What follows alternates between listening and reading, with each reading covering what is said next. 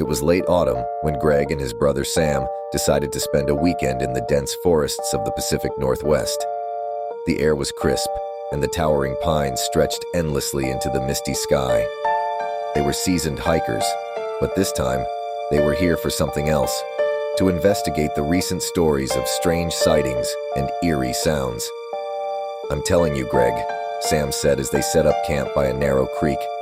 3 people reported seeing it in this area just last month. "Bigfoot's out there." Greg laughed, shaking his head. "You've been watching too many late-night documentaries. But hey, if it makes you happy, we'll look around." As the sun dipped below the horizon, the forest fell into an uneasy quiet. Even the usual chirping of crickets and rustling of small animals seemed absent. They sat by the fire, sharing beers and jokes when Sam suddenly stiffened. "Did you hear that?" Greg paused, listening intently. A faint, guttural howl echoed through the trees, low and resonant. It wasn't the cry of any animal they recognized. "It's probably just a wolf," Greg said, though his voice wavered. Sam grabbed a flashlight. "I'm checking it out." "Sam, don't be stupid," Greg snapped, but his brother was already trudging into the darkness. Reluctantly, Greg followed.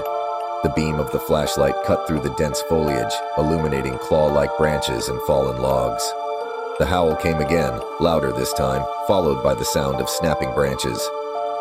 "Maybe we should head back," Greg suggested, but Sam pressed on, his determination unwavering. They reached a clearing where the ground was littered with broken saplings and deep, uneven footprints.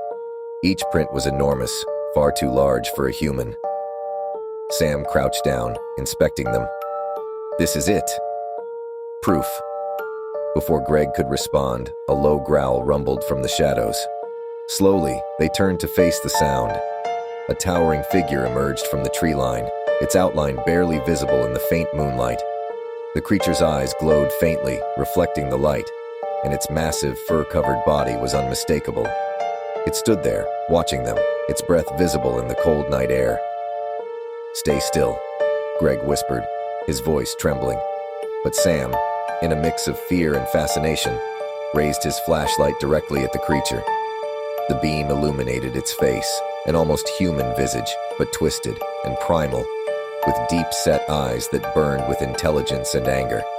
The creature let out a deafening roar, the sound so powerful it shook the ground beneath their feet. Sam stumbled backward, dropping the flashlight. Darkness consumed them as the beast lunged forward. Greg grabbed his brother and ran, their hearts pounding as they crashed through the undergrowth. The sounds of pursuit were all around them, snapping branches, heavy footfalls, and that horrifying growl. They reached their campsite, but something was wrong. Their gear was shredded, and deep claw marks scored the trees around the site. The fire was smothered, leaving only glowing embers. "We have to get to the car," Greg shouted. They sprinted down the narrow trail that led back to their vehicle, the creature's presence looming just behind them. Finally, they burst into the small clearing where their car was parked. Greg fumbled with the keys, his hands shaking uncontrollably. Behind them, the beast stopped at the edge of the trees, its eyes glowing in the darkness. It didn't move, but its guttural breathing filled the air.